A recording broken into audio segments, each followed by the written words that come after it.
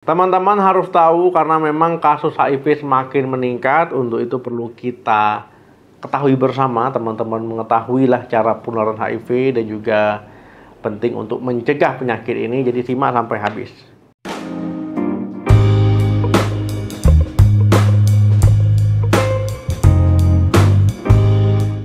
Halo, assalamualaikum warahmatullahi wabarakatuh. Penularan HIV hanya bisa terjadi lewat perantara cairan tubuh tertentu. Cairan tubuh ini darah, ya, air mani, cairan praejakulasi, ya, cairan dari anus, ya, cairan dari misfi dan juga ASI.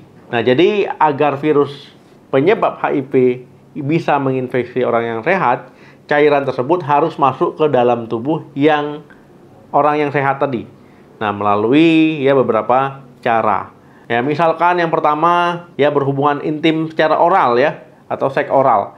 Nah, mungkin banyak yang tidak tahu bahwa penularan HIV dapat terjadi saat teman-teman melakukan seks oral ini, karena bisa saja teman-teman mengalami mikrolesi, artinya luka yang kecil yang tidak disadari ataupun misalkan teman-teman sedang sariawan Nah, luka ini bisa menjadi gerbang masuknya virus kemudian teman-teman misalkan melakukan aktivitas seksual, akhirnya terkontaminasi. Nah, yang kedua, hubungan intim tanpa pengaman atau kondom. Nah, teman-teman, ini berlaku untuk orang yang berhubungan intim itu adalah yang tidak sah ataupun dalam arti bukan dengan pasangan sahnya. Nah, virus ini di dalam darah, kemudian air mani, cairan misfi atau cairan praejakulasi dari orang yang ada HIV-nya dapat menginfeksi tubuh orang lain ketika ada luka terbuka atau lecet pada alat kelamin. Nah, ketika melakukan hubungan intim dengan orang yang beresiko tadi sebaiknya menggunakan kondom Nah, ini untuk mencegah penularan HIV karena menghalangi kondom tadi menghalangi masuknya virus baik cairan sperma ataupun cairan misfi Nah, itu untuk terkontak. Nah, teman-teman, cara yang terbaik lagi adalah tidak melakukan hubungan dengan yang bukan pasangan sahnya. Nah, jadi jangan teman-teman melakukan hubungan dengan yang bukan pasangannya. Kalau seandainya udah kebelet, menikah saja. Jangan suka jajan, apalagi ke pekerja seks komersial. Hati-hati sekali. Yang ketiga, jarum suntik. Teman-teman, penggunaan jarum suntik ini misalkan secara bergantian, artinya jarum bekas Nah, ini adalah salah satu cara penularan HIV yang paling umum. Nah, resiko ini terjadi di kalangan misalkan penggunaan obat-obatan terlarang suntik Nah, jadi jarum ini digunakan oleh orang itu secara bergantian karena jarum tadi kalau bekas ada sisa darah. Kemudian dia ditusukkan ke orang lain bergantian, akhirnya Akhirnya bisa terkena infeksi HIV ini. Nah, begitu juga dengan medis. Nah, medis ini harus juga berhati-hati menggunakan APD lengkap pengaman, pelindung diri karena bisa saja karena kelalaian atau bagaimana tertusuk jarum bekas orang yang terinfeksi. Yang keempat, dari ibu ke bayi. Nah, ketika ibu hamil misalkan dia positif HIV. Nah, jadi selama kehamilan sebaiknya ini dikonsultasikan ke dokter. Karena bisa saja selama kehamilan menularkan HIV ke bayinya lewat tali pusat lewat plasenta.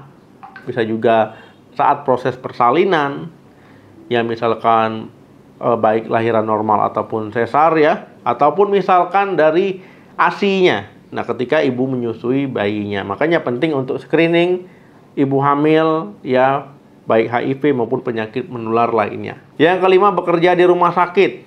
Nah, petugas kesehatan ataupun tenaga medis Nah, ini rentan juga tertular virus HIV.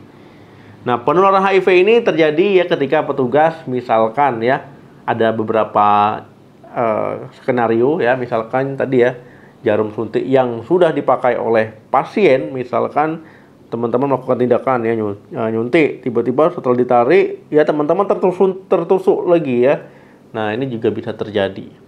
Nah, kemudian darah yang terkontaminasi HIV mengenai misalkan bagian tubuh teman-teman, misalkan mata, hidung, mulut Nah, ini bisa juga terjadi.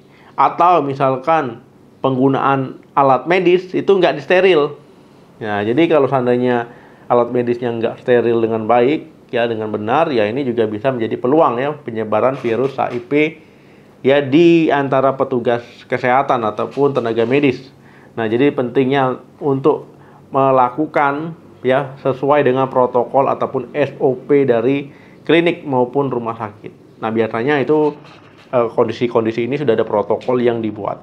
Yang keenam, transfusi darah.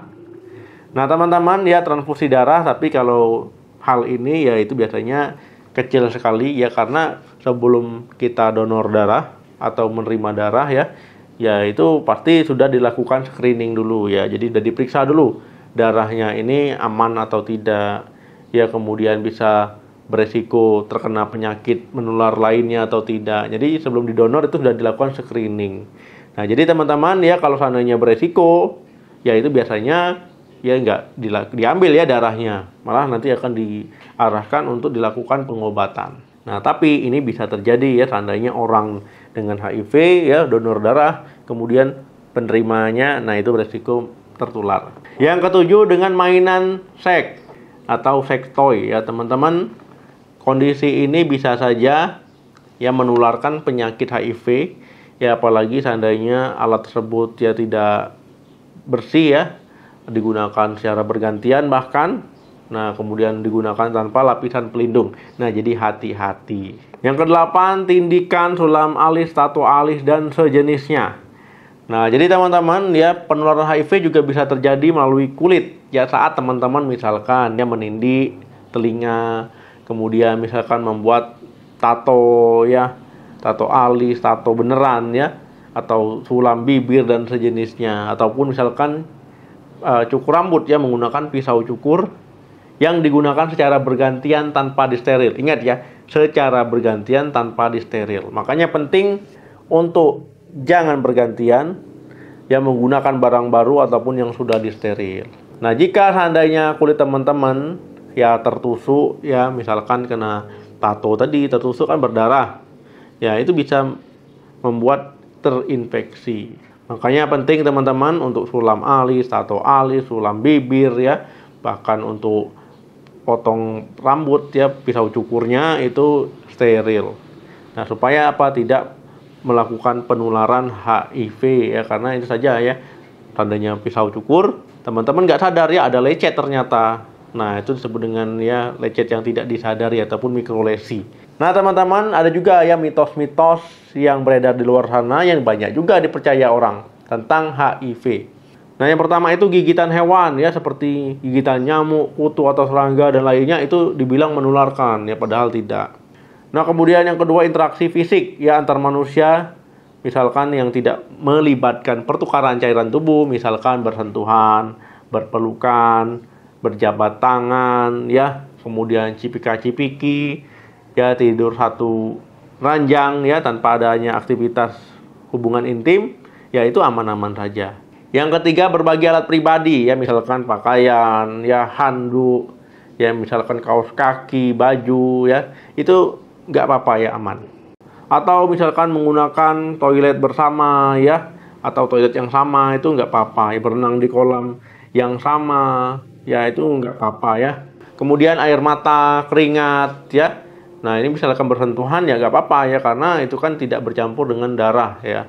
Nah, jadi walaupun teman-teman terkena keringat ataupun misalkan bersentuhan ya aman-aman saja. Kenapa bisa begitu? Ya karena memang cairan-cairan tersebut ya tidak menularkan HIV. Ya, jadi nggak usah khawatir ya teman-teman. Oke teman-teman, semoga bermanfaat. Semoga video ini bisa menambah wawasan ya untuk teman-teman di rumah. Terima kasih yang sudah nonton. Jangan lupa di like, di subscribe channel ini. Ya, di share juga kalau bisa. Terima kasih. Sampai ketemu lagi. Salam sehat. Sampai jumpa.